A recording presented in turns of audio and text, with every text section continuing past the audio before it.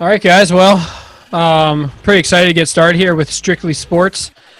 Super excited that we can take a few minutes in the midst of the craziness of the world and just focus on sports, thing we love, something we like to talk about, and the fact that we're all family. And even though we're family, we still disagree, which is cool. But one thing we agree on is that we just want to talk about sports. That's it. Matthew Berry, like we said earlier, if Matthew Berry says J.K. Dobbins could change your fantasy team, then, I mean, you got to take it for what it is. Right, Trav? The hot take machine cranking up, man. The ESPN hot take machine. I just want to say that Nick Foles will be the quarterback of the Chicago Bears by about mid-season this year. So just want to throw that out. That's a hot take right there. That's an easy take, really, an easy hot take. Whoa! You just dogged Nick Foles last year. I'm not dogging Nick Foles. You're like the Jeff Fisher. You're like Jeff Fisher right now. Yeah, who dogged him in St. Louis. I'm dogging Mr. Biscuit. It's more of just how bad Biscuit is, and not to me. It's the most interesting. Like, what will the Bucks do? Like, first of all, the whole Brady's now on the Bucks. Like, that's just crazy enough within itself. Like, a big enough talking point as it is. Yeah. Breeze and Brady can directly impact one another's career and like their legacy. Yeah. Because they're in the same division now. Like, who's gonna suck less between Dallas and who's Philly? gonna suck less and win at 9-7 for like the third straight year? I feel like Dallas has been so much more talented than us for about 5 years now, and somehow we keep pulling out like division titles. So I'm interested. Somehow, Dan. The somehow is Jason Garrett. That is the somehow. Do we have another major coming up soon too? Just wondering. I know we have the Masters in November, but isn't the U.S. Open coming up? U.S. Open is going to be at the end of okay, that's what it says. September. It's obviously bigger than like tennis and golf, like, you know what I mean, like nationally, and I mean, not that we have a national audience, but you know what I mean, like. No, not yet, but it's competitive, like recaps. So like, hey yo, I want to tell you all about my racing league this week, or you tell you about something like Burry had this drain the other day. Honestly, yeah, we could talk about Aggie's luck and how he just miraculously pulled a 18-footer out of his butt when we were playing golf on Saturday. If you guys are playing poker and someone gets like the world's like biggest suck out, just like rehashing that and just kind of talking about it and like, allowing the real emotional pain to come out, because you know how much you just want to like throw something. They'll count. And then should I say stink on two at least 3 times every episode?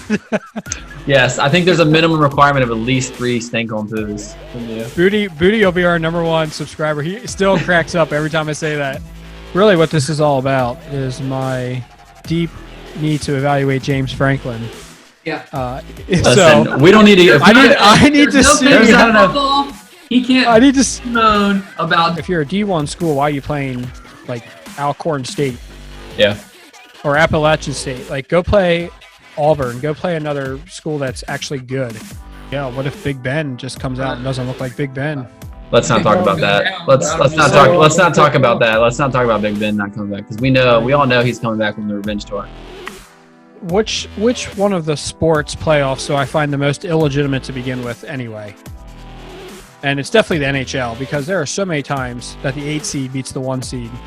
That's kind of the nature of what hockey is as a sport. It's a little bit right. So like, fuck, man, like crazy things are happening. It's not all about, you know what I mean? Like, I mean, that's why it's even more impressive that Pittsburgh was able to win 2 back-to-back a couple years ago.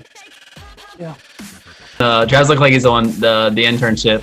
He's like, hey, we're gonna squeeze in right here. Yeah, let us know when you're putting this out on the line, Johnny. Yeah. He says things, and I feel like Michael Stott. I'm gonna be like, that's what she said. Dude. That part's getting cut out of the podcast.